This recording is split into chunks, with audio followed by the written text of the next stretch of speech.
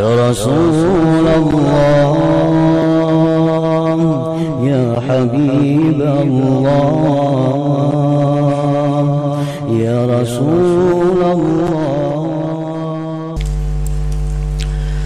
Bismillahirrahmanirrahim. Alhamdulillahi Rabbil Alamin.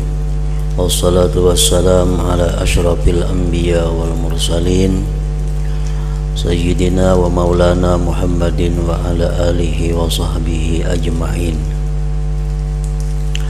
Qala al-musannifu rahimahullah wa nafa'ana bi'ulumihi fid dharaini amin. Pasal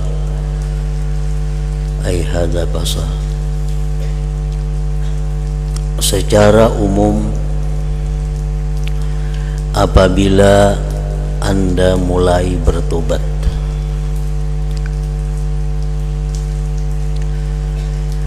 maka Anda membersihkan hati dari segala dosa. Artinya Anda memantapkan diri tidak akan kembali berdosa sama sekali selamanya. Itu adalah merupakan satu cita-cita, satu tekad yang kuat di dalam hati bahwa tidak akan lagi mengulangi berbuat dosa, kecuali apa yang ditakdirkan Allah dalam ilmunya bahwa Anda akan berdosa. Ini termasuk di antara kewajiban atau rukun tobat, di mana kita sesudah bertobat itu memantapkan hati untuk tidak kembali berdosa, kecuali ditakdirkan oleh Allah Subhanahu wa ta'ala. Artinya kalau dari dalam diri kita tidak ada lagi angan-angan cita-cita untuk melakukan dosa. Pemantapan diri itu dilakukan menurut cara di mana Allah mengetahui bahwa kebenaran tekad Anda itu keluar dari hati yang bersih. Jadi Allah bisa menilai bagaimana hati kita, apakah benar-benar bertekad untuk menjauhi dosa atau sebaliknya. Itu Allah yang menilainya. Apakah tekad kita itu sudah bulat? Apakah diri kita itu mantap bahwa bercita-cita tidak berbuat dosa lagi? Itu Allah akan menilai kebenarannya. Nah, sesudah kita bertekad tadi kada akan berbuat dosa lagi pula Anda berusaha sedapat mungkin membuat ridha musuh Anda, orang-orang yang pernah dizalim, orang-orang yang pernah kita aniaya, orang-orang yang pernah kita sakiti. Itu kita berusaha membuat agar mereka itu bisa meridai apa yang pernah kita lakukan kepada dia. Bermacam-macam cara. Yang penting supaya kita mendapat keridhaan dari orang yang kita aniaya itu. Dan Anda mengqadha kewajiban-kewajiban yang terlewat sekuat-kuatnya. Ini masih di dalam hati kita. Jadi begitu kita tobat, kita berjanji kada akan mengulang lagi, dan kita akan berusaha membuat senang, membuat ridha orang-orang yang kita musuhi, orang-orang yang kita zalimi, dan kita bertekad untuk mengqadha, membayar semua kewajiban-kewajiban yang ditinggalkan. Jadi habis ini aku akan berusaha mengqadha sembahyang. Berapa banyak sembahyang yang sudah ditinggalkan. Akan mengqadha puasa, berapa banyak puasa yang ditinggalkan. Juga Anda kembali kepada Allah berkenaan dengan dosa lain, sambil merendah dan menghinakan diri, memohon agar Allah berkenan mencucuki Anda, mencukupi Anda, memelihara Anda terhadap dosa-dosa yang menjadi hak orang lain.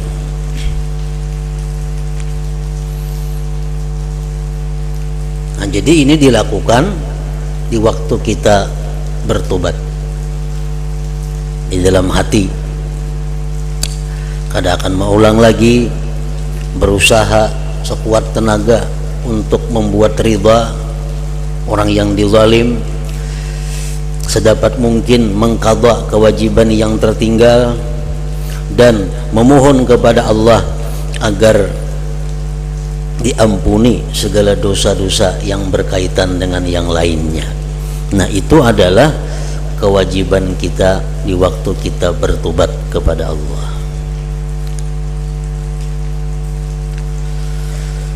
Nah, kemudian Imam Ghazali masuk kepada tentang penyempurnaan tobat.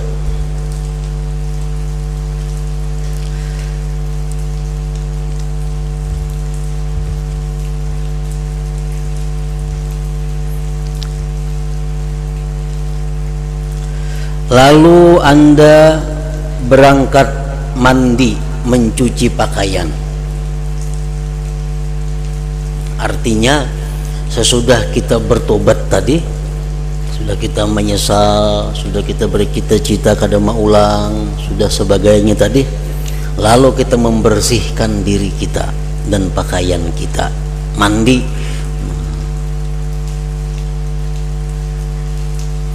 Habis mandi, pakaian bersih dipakai, salat 4 rakaat atau 2 rakaat sunat tobat,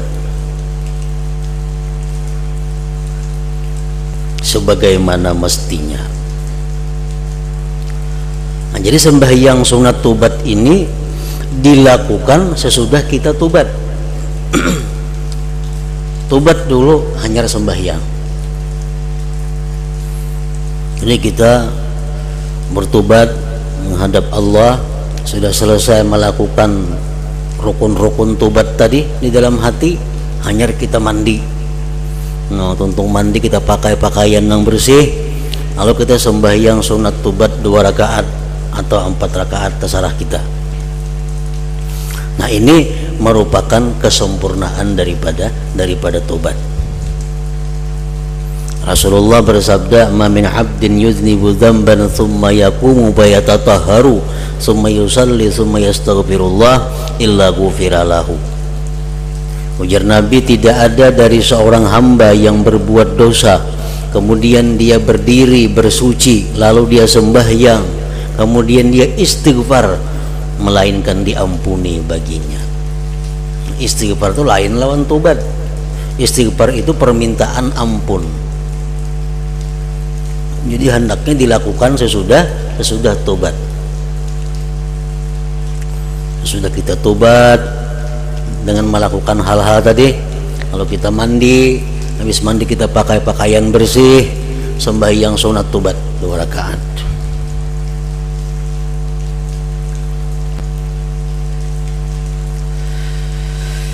Dan Anda meletakkan muka Anda di atas tanah pada tempat sepi yang tidak seorang pun melihat Anda kecuali Allah.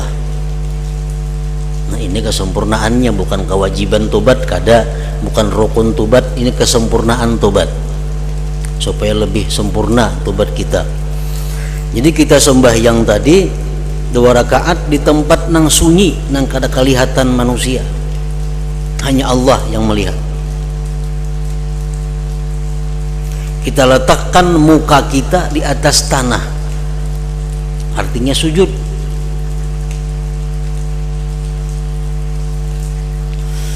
Kemudian Anda menaburkan tanah ke atas kepala Anda beserta membenamkan wajah Anda ke tanah. Ini bisa diartikan sebagai daripada penyesalan. Artinya walaupun kita kadang mengubui tanah ke kepala, ada jadi masalah, cuma artinya ini menunjukkan bahwa begitu menyesalnya kita telah melakukan dosa-dosa itu, sambil kita sujud di hadapan Allah. Ini sudah selesai sembahyang, untung sembahyang itu 2 rakaat habis sebagaimana mestinya. Sujud kita, sujud. Waktu sujud itu kita mengungkapkan penyesalan kita yang sebesar-besarnya kepada Allah, dengan air mata mengalir dan hati susah, dengan suara yang keras, dan menyebutkan dosa Anda satu persatu sekuasa Anda. Nah, dalam sujud itu kita menangis, kita menyesal, kita merasakan kepedihan hati kita, kita sebutkan dosa-dosa kita satu persatu. Ya Allah, hamba pernah berbuat ini, hamba pernah berbuat ini, hamba pernah melakukan dosa ini, dosa itu. Kita sebut apa yang kita ingat, apa yang kita mampu. Daripada dosa-dosa disebutkan satu persatu. Makin banyak kita ingat dosa-dosa kita, itu makin bagus. Karena berkata sebagian ulama bahwa dosa-dosa yang banyak yang telah kita lakukan sebelum tobat, bila mana kita tobat dan tobat itu diterima Allah, maka dosa-dosa yang kita tobat itu berubah menjadi hasanat, menjadi kebaikan. Kita misal berbuat dosa 100.000 kali sebelum tobat, tobat kita kepada Allah, diterima tobat kita. Nah, kejahatan 100.000 kali yang kita perbuat itu berubah menjadi hasanat, menjadi kebaikan. Nah, jadi dalam sujud itu, ini sujud di luar sembahyang, sujud kita sebutkan dosa-dosa kita satu persatu, mencela dan menjelik-jelikkan diri sendiri. Hamba orang yang bodoh ya Allah, hamba orang yang tidak tahu diri ya Allah, hamba orang yang tidak bisa mensyukuri nikmat Engkau ya Allah, hamba orang yang berani kepada Engkau ya Allah, alangkah jahatnya, hinanya diri ini ya Allah. Nah, seperti itu umpamanya. Kita jelikkan diri kita yang telah berbuat maksiat, serta mengucap, wahai diri, tidakkah engkau malu? Belum sampai waktunyakah untuk bertobat? Kuatkah engkau menerima siksa Allah? Apakah engkau menginginkan kemurkaan Allah? Nah, kita sebutkan dengan suara yang sangat keras, dengan suara yang nyaring, karena kita berada di tempat nang sunyi, nang kada diketahui orang. Nah, ini kesempurnaan tobat, bukan rukun, gak ada syarat, gak ada ini, nang sunat-sunat dilakukan beriringan dengan tobat. Hendaklah ucapan ini Anda ulang-ulang sambil menangis. Kita ulangi menyebutkan dosa-dosa kita, kita ulangi menjelik-jelikkan diri kita sambil menangis. Lalu Anda menadahkan kedua tangan, berarti sudah ampi sujud nih, sudah ampi sujud. Lalu Anda menadahkan kedua tangan kepada Tuhan yang Maha Pengasih, seraya mengadu kepada Tuhan, wahai Tuhanku, hambamu yang melarikan diri telah kembali di depan pintu rahmatmu. Orang yang maksiat kepada Allah itu orang yang melarikan diri dari Allah, orang yang melarikan diri daripada rahmat Allah. Nah, sekarang ya Allah, hambamu yang melarikan diri telah kembali di depan pintu rahmatmu. Hambamu yang durhaka kembali kepada kehendak baik. Hambamu yang selama ini durhaka ingin bersuluh, berdamai, berbaik kepada engkau. Hambamu yang berdosa ini menghadap kepadamu dengan membawa alasan. Semoga berkenanlah engkau memberi ampun kepadaku dengan kemurahanmu. Semoga berkenanlah engkau menerimaku dengan anugerahmu. Semoga berkenanlah engkau memandangku dengan rahmatmu. Ya Allah, sudilah engkau memaafkan dosa-dosa yang telah kuperbuat. Sudilah engkau memeliharaku dalam sisa umurku, sebab semua kebaikan berada pada tangan kuasa-Mu. Engkaulah saja zat yang maha pengasih. Nah, ini contoh kayak apa kalau lain pada ini kada jadi soal. Yang penting di situ kita menampakkan penyesalan kita, menampakkan kejelikan kita, dan menyampaikan kepada Allah bahwa kita kembali kepada Allah. Selanjutnya Anda berdoa dengan doa penghilang susah sebagai berikut. Ya mujalliya azaimil umur, ya muntaha himmatil mahmumin, ya man idza arada amran fa innama yaqulu lahu kun fayakun, ahatat bina zunubuna antal madhuru laha, ya madhuran likulli shiddah, kuntu azkharuka li hadhihi sa'ah fatub alayya innaka antat tawwabur rahim.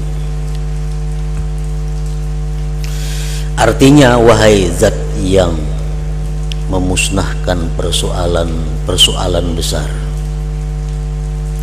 wahai zat yang menjadi tujuan kehendak orang-orang yang kesusahan, wahai zat yang apabila menghendaki suatu perkara cukup berfirman jadilah, lalu seketika perkara itu terwujud.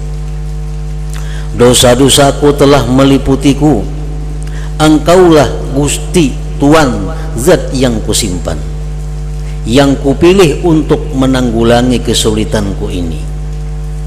Aku mengandalkan engkau buat menghadapi keadaan seperti sekarang ini. Karena itu perkenankanlah engkau memberikan nur tobat kepadaku. Sungguh engkaulah zat yang gampang memberikan tobat, lagi pula maha pengasih. Kemudian hendaklah engkau banyak menangis. Ini masih dalam kesempurnaan tobat. Banyaklah menangis, menghinakan diri dan merendahkan diri seraya mengucap, ya man la yashghaluhu sya'nun an sya'an wala sam'un an sam'in, ya man la tughlituhu kathratul masail, ya man la yubrimuhu ilhahul mulihin, adzikna barda afwika wa halawata maghfiratika birahmatika ya arhamar rahimin, innaka ala kulli syai'in qadir. Artinya, wahai zat yang tidak merasa keriputan menanggulangi segala persoalan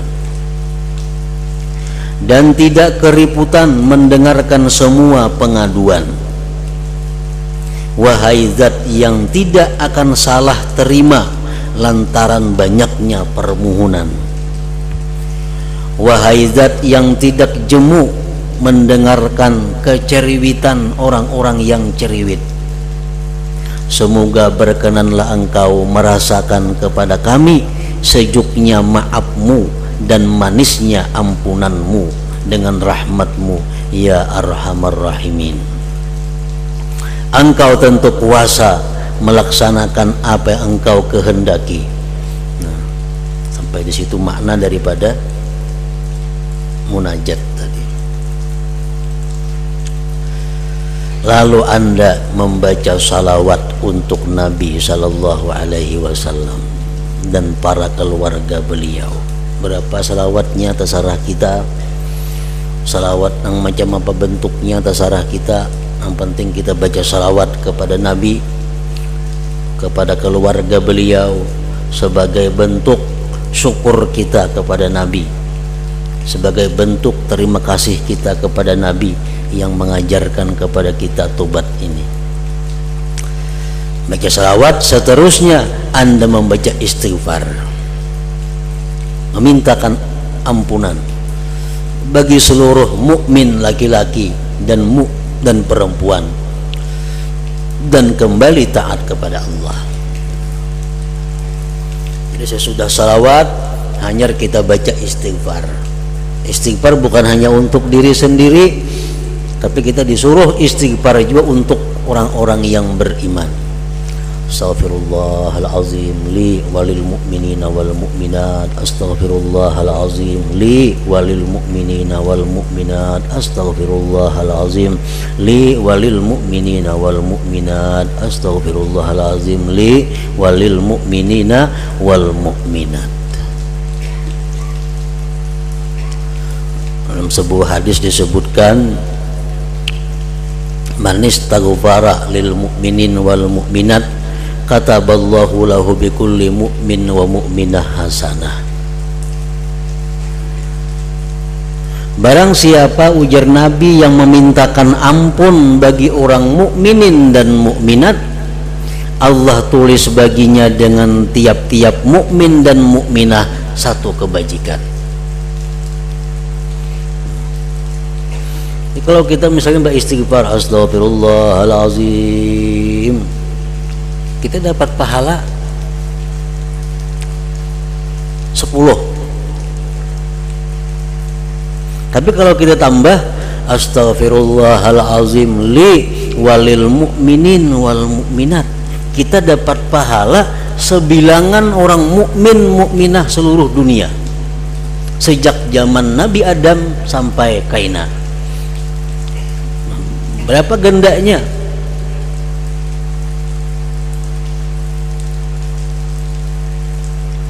Sekali kita mengucap astaghfirullahalazim li untuk diriku, aku minta ampun, walil mu'minin wal mu'minat, dan untuk orang beriman laki-laki dan beriman perempuan, ditulis Allah pahala sebanyak mukmin dan mukminah itu. Berapa miliar manusia mulai Nabi Adam sampai hari kiamat yang beriman kepada Allah, kita dapat pahala sebanyak itu. Pada ucapannya inting, seapa ada kita menambahi, dan ini bagus dibaca setiap kapanpun. Kalau kita beristighfar khusus nang saurangan, astaghfirullahalazim li walil mu'minin wal mu'minat. Astaghfirullahalazim li walil mu'minin wal mu'minat. Astaghfirullahalazim li walil mu'minin wal mu'minat. Nah, ada sedikit pahala yang kita dapat, miliaran pahala.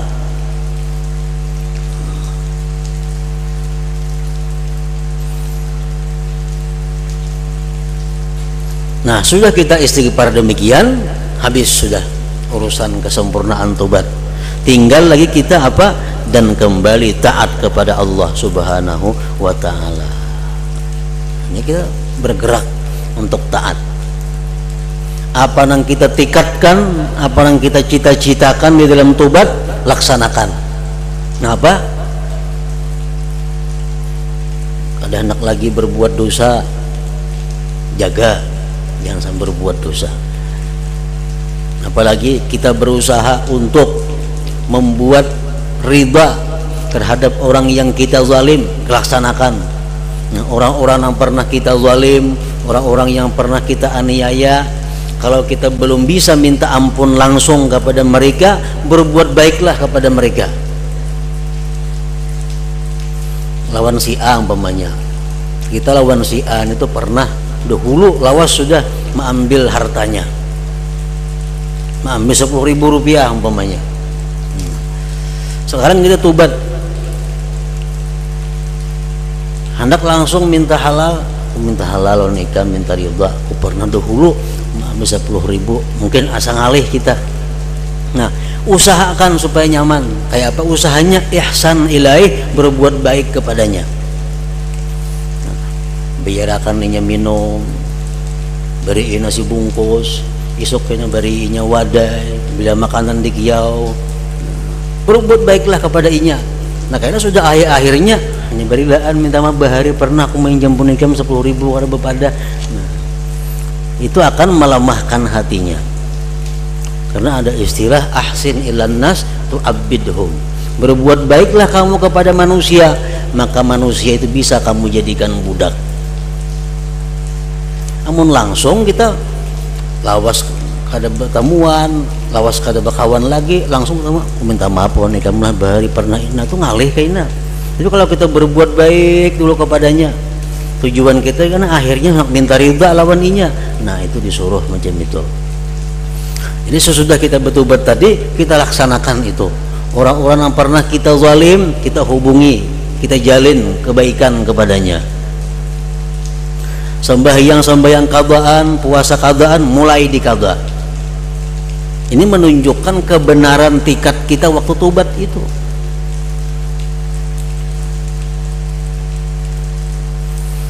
Dan Allah Subhanahu wa taala menilai hati kita, menilai niat kita. Contohnya, sudah kita bertobat tadi, kita sudah bisa menyimpulkan bahwa aku hutang sembahyang 5 tahun jumlahnya, hutang puasa sama 5 tahun juga jumlahnya, kada puasa 5 bulan artinya itu kada puasa. Tuhan tahu hati kita bahwa kita ini bujur-bujur hendak membayar atau kada bujur-bujur, Tuhan tahu. Nah, bila hati kita bujur-bujur hendak membayar, kita bayar tiap hari, kita qada begimitan, kita qada puasa. Kada sampai setahun mati kita dihapus oleh Allah Subhanahu wa taala. Dihapus Tuhan. Kenapa? Karena Tuhan tahu andai kata orang ini umurnya panjang, lunas dibayarinya. Tapi karenanya habis umurnya kada sampat bang qada. Tuhan tahu hati kita bujur kadanya itu. Nah sama halnya orang berhutang, kada kau lagi bayar, bangkrut. Tapi inya punya niat, ujarnya kalau aku kena berduit, pasti aku bayari hutang itu, pasti aku bayari. Cuma sekarang belum ada duitnya, cuma niatnya bagus. Kalau aku ada rezeki, aku bayar hutang. Mati inya, Allah akan membayarkan hutangnya di akhirat. Kenapa? Allah tahu hatinya. Allah tahu kesungguhan hatinya. Nah, tapi kalau orang sudah mulai berhutang, niatnya sudah kada pajang bayar, nah itu mati inya dianggap kada bayar hutang. Jadi Allah menilai hati kita. Jadi jangan kita malas, jangan kita merasa berat bahwa kita hutang sama kayak apa. Aku tobat, aku beberapa tahun kada sembahyang, aku beberapa tahun kada puasa, aku berapa banyak mengzalim orang. Nah, jangan memandang itunya, nang kita pikirkan kesungguhan hati kita. Nah, kita ini berusaha sudah hendak membuat musuh-musuh kita itu ridha. Tapi kita masih berusaha dengan cara berbuat baik kepada mereka. Kayaknya satu saat akan kita utarakan maksud kita minta halal. Tapi kita berbuat baik. Nah, yang pernah kita zalim, sekarang kita bantu. Yang pernah kita aniaya, sekarang kita tolong. Yang pernah kita ini, sekarang kita baiki. Tapi hati kita punya niat, kayaknya aku minta ampun oleh mereka itu. Mati kita, Allah akan memperhitungkan itu. Nah, ini kesungguhan niat ini yang dipandang oleh Allah Subhanahu wa taala. Nah, begitu sudah kita tobat, kita laksanakan apa-apa nang tikat-tikat waktu tobat itu. Mengqadha sembahyang mulai dilaksanakan, mengqadha puasa mulai laksanakan. Nah, meminta ridha kepada musuh-musuh, orang-orang yang dizalim mulai dilaksanakan. Kalau sudah demikian, berarti Anda sudah bertobat dengan tobat yang baik, tobat yang bersih, dan Anda keluar dari dosa-dosa seperti ketika Anda dilahirkan oleh ibu Anda. At-taib minazam kaman la dzambalah. Orang yang tobat dari dosa sama lawan orang kada berdosa lagi. Jadi kebujurannya, kebenarannya hati kita tobat itu Allah yang Maha mengetahui. Kalau Allah sudah menilai ini orang bujur, selamat sudah. Dan Anda bakal dicintai Allah dan memperoleh pahala darinya. Jelas sudah kalau kita tobat diberi pahala. dan dicintai Allah. Para ulama menyebutkan akramallahu man tabi arba'i karamat. Allah memuliakan orang yang tobat itu dengan 4 karamat. Ini tobat macam tadi. Allah muliakan dia 4 kemuliaan. Pertama, al-khuruj minaz dzunub ka'annahu lam yuznib qattu. Keluar dari dosa seolah-olah kada punya dosa, bersih. Yang kedua apa? Hubbullah, dia dapat cinta Allah. Innallaha yuhibbut tawwabin, Allah cinta orang yang tobat. Nah, dia dapatkan cinta itu. Yang ketiga, hifdzuhu minasyaitan, dia dipelihara Allah daripada syaitan. Yang keempat, amnuhu minal khauf indal khuruj minad dunya, aman daripada takut ketika mati. Aman. Orang hendak mati itu biasa 2 ketakutan. Ketakutan pertama, ketakutan terhadap yang ditinggalkan. Ketakutan kedua, ketakutan terhadap yang akan dihadapi, ke neraka atau kayak apa. Orang hendak mati takut nang ditinggalkan, kayak apa hartaku kaina, kayak apa tukuku kaina, kehumaanku kayak apa, siapa nang mengambilnya, siapa nang ininya. Nah, orang hendak mati takut terhadap nang ditinggalkan, siapa kena menggadu anak-anak kono halus-halus, dan takut kena kasuk neraka kah, mati kemana kah. Nah, orang yang taubat itu dimuliakan Allah dengan aman daripada rasa takut tadi.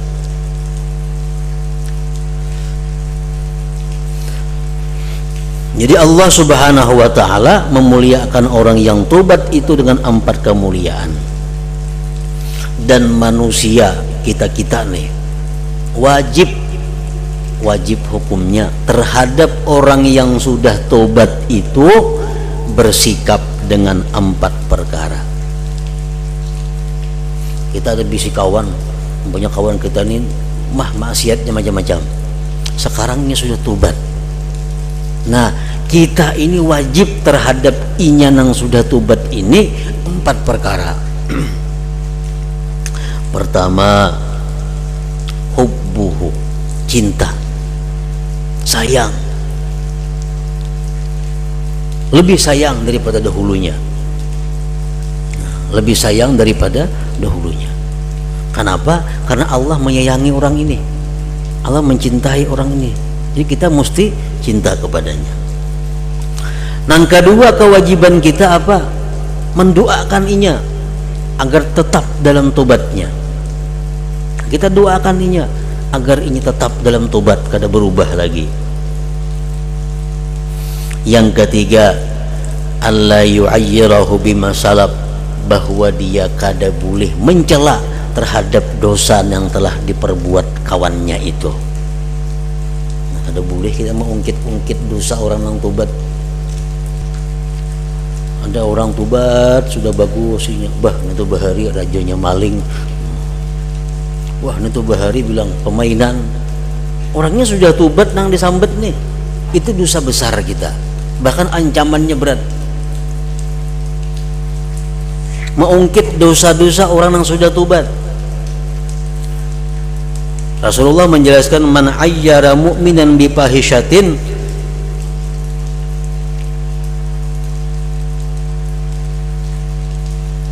fahuwa kafa'iliha wa kana haqqan 'ala Allah ayyuki afiha.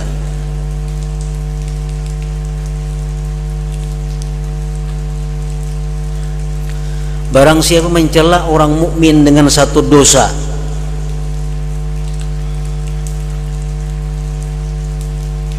baharinya maling, baharinya ini, baharinya itu, nah kita cela, sama dengan kita melakukan itu. Sama lawan kita melakukan itu, sama lawan kita seorang jadi maling bahari. Dan pasti Allah akan menjatuhkan kita di dalam maksiat itu sebelum kita mati. Orang tobat sudah daripada minum arak, awas sudah ingin tobat daripada minum arak, disambat-sambat bahwa bahari peminum arak itu kita sambat. Nah sebelum mati kita pasti akan minum arak. Kita menyambat nih, kalau kita kada tobat kepada Allah, kalau kita kada minta ampun kepada Allah, kita akan dirasakan bagaimana minum arak itu. Nah itu bahayanya.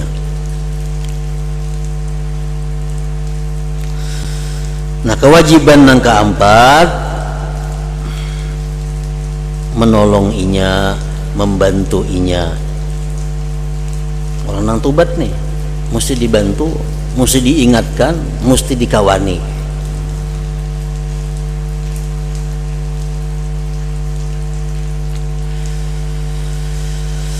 Nah kalau sudah demikian berarti Anda sudah bertobat dengan tobat yang baik, tobat yang bersih, dan Anda keluar dari dosa-dosa seperti ketika Anda dilahirkan oleh ibu Anda. Anda bakal dicintai Allah dan memperoleh pahala darinya. Anda akan menerima barakah dan rahmah yang tidak dapat diliput oleh orang yang mencoba menggambarkannya. Dan Anda bisa mendapatkan ketentraman dan selamat dari kerusakan, selamat dari kemurkaan Allah, selamat dari maksiat yang membuat menjadi sebal di hati, serta dari bencana maksiat di dunia dan di akhirat. Itu orang yang sudah tobat tadi. Para ulama dan hukama mengatakan alangkah perlunya kita mengetahui tobat kita itu apa sudah diterima Allah atau kada. Enggak tobat nih, tobat dilaksanakan sudah syarat-syaratnya, laksanakan sudah rukun-rukunnya, dilaksanakan sudah kesempurnaan tobat tadi sudah. Kita sudah mulai mengqadha, mulai mengurus orang-orang yang dizalim. Nah, apakah tobat kita itu sudah diterima Allah atau kada? Nah, yang perlu kita tahu itu. Nah, para ulama dan hukama menyimpulkan ada 4 hal yang bisa dijadikan tanda, jadi orang indikasi bahwa tobat itu diterima. Nah, pada 4 itu, pertama, ayyakuna munqati'an minadz dzunub wa muqbilan 'alat ta'at. Sesudah dia bertobat itu, dia putus dari dosa dan berhadap atas taat. Artinya apa? Artinya kesukaannya kepada dosa itu kada ada lagi, dan yang ada hanya sukanya kepada taat. Ini alamat pertama. Sesudah kita bertobat, lawan dosa itu benci, lawan dosa itu kada senang. Senangnya kita cuma taat kepada Allah. Itu satu tandanya. Yang kedua, ayyadhhaba farahud dunya min qalbi, bahwa hilang kegembiraan dunia dari hatinya. Ini melihat dunia ini kada lagi menjadi penggembira hatinya. Dapat makanan, dapat duit, dapat nikmat-nikmat dunia, ini itu kada gembira lagi hatinya melihat nikmat-nikmat dunia itu.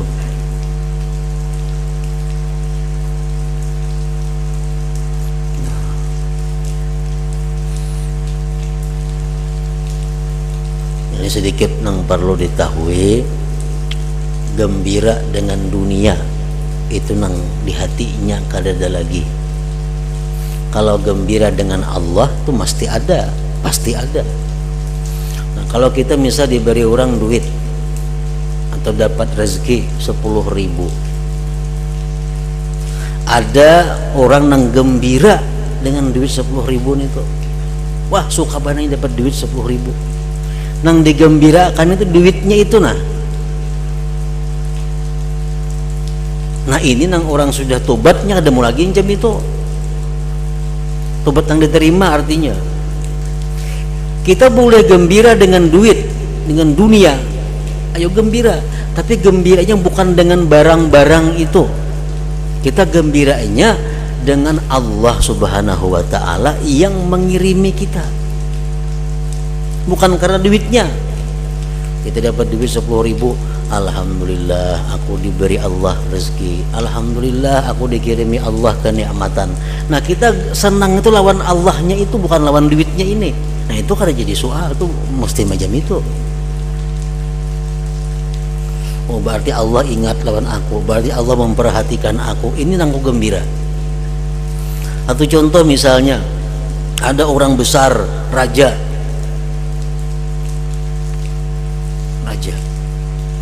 mengirimi ikam duit isinya 1.000 rupiah. Kamu gembira lah, pasti gembira. Tapi gembiranya bukan lawan duitnya, itu 1.000-annya di warungnya kali cukup.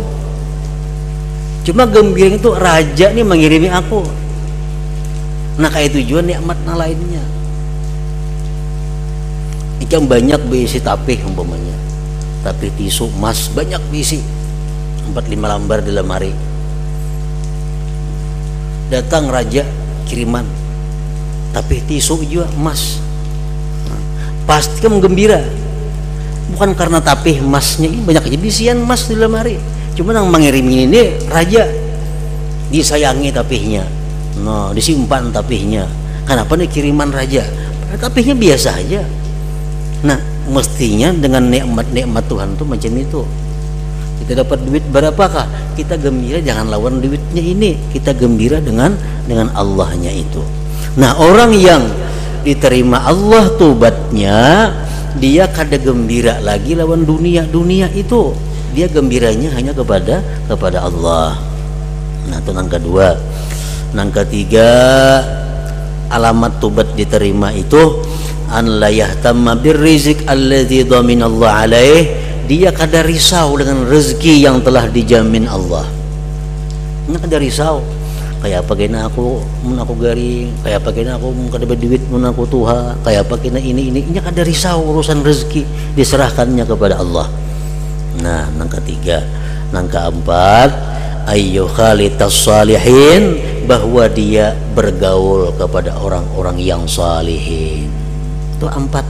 Bila kita tobat kepada Allah, sesudah tobat itu ada yang 4 ini, alamat sudah tobat kita diterima Allah.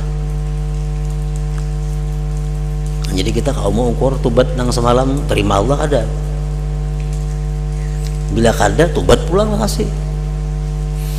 Kegemaran lawan dosa sudah kada ada lagi, nang ada cuma gemar lawan taat. Nang kedua, gembira kita kada lawan dunia, tapi gembira kita dengan Allah. Yang ketiga, urusan rezeki kada risau, kada takut, kada khawatir karena Allah sudah mengatur itu.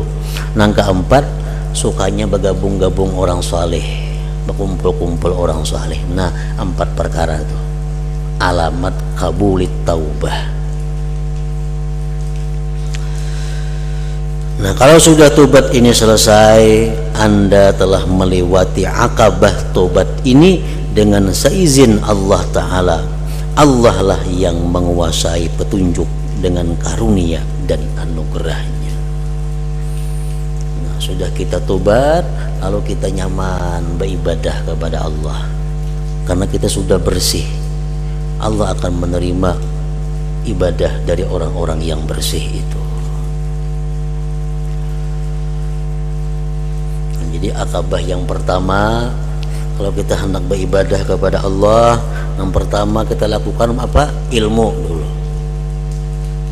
Ilmu sempurnakan, khususnya ilmu ibadah nang pacang kita gawi. Nah, kemudian tobat. Habis tobat kena yang ketiga kita menghadapi pulang jalan-jalan yang lainnya yang perlu kita jalani. Akabah ketiga, Akabatul Awaik. Ya hadratin Nabi sallallahu alaihi wasallam. Al-Fatihah. Ya Rasulullah, ya Habib Allah, ya Rasul